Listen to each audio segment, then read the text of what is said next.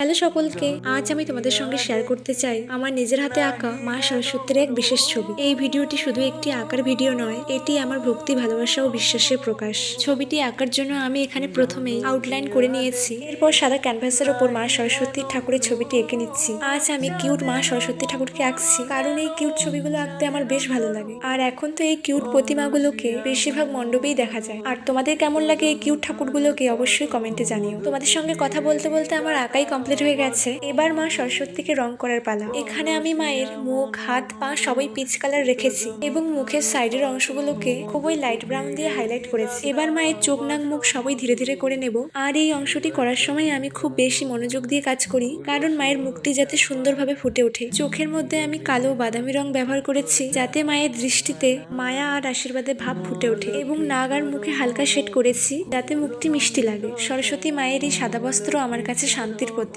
আর হাতে থাকা বীণা আমাদের জীবনের সুর। তারপর আমি মায়ের বীণাটিকেও রং করে ফেললাম। আর তোমরা পুরো ভিডিওটি দেখে অবশ্যই কমেন্টে জানিও এই সরস্বতী মায়ের আর্টটি আমি কেমন করতে পেরেছি। এবার মায়ের চুলের মধ্যে কালো রংটি করার ফলে মায়ের মুখটি খুব ভালোভাবে ফুটে উঠেছে। পদ্ম ফুলের উপর বসে থাকা মা সবসময় শেখান, জীবন যতই কঠিন হোক, মনটা যেন সবসময় পবিত্র থাকে। আমরা তো সকলেই জানি সরস্বতী মা হলো বিদ্যা, জ্ঞান, সঙ্গীত ও সৃজনশীলতার দেবী। তাই এই মায়ের থেকে আমরা অনেক কিছু শিখে থাকি। সরস্বতী মা যেন সকলকে জ্ঞানের আলো আলোকিত করেন, এই কামনাই চাই, এবং সকলকে যাতে সুস্থ রাখে। সবশেষে পদ্ম ফুলের নিচের অংশটি করে নিলাম, এবং আমি উপরে ব্যাকগ্রাউন্ড হিসেবে লাইট অরেঞ্জ কালার করেছি। মায়ের মাথার পেছনের হলুদ আলোটা আমি এঁকেছি আশীর্বাদের প্রতীক হিসেবে, এবং ছোট ছোট ডট ডট দিয়ে সুন্দরভাবে ফুটিয়ে তুলেছি। ও আঁকাটি কমপ্লিট হওয়ার পর শেষে ভার্নিশ অ্যাপ্লাই করেছি। এই সরস্বতী মায়ের ছবিটি ভালো লাগলে অবশ্যই লাইক আর কমেন্ট করে দিও, তাহলে আমার ভালো লাগবে। ধন্যবাদ।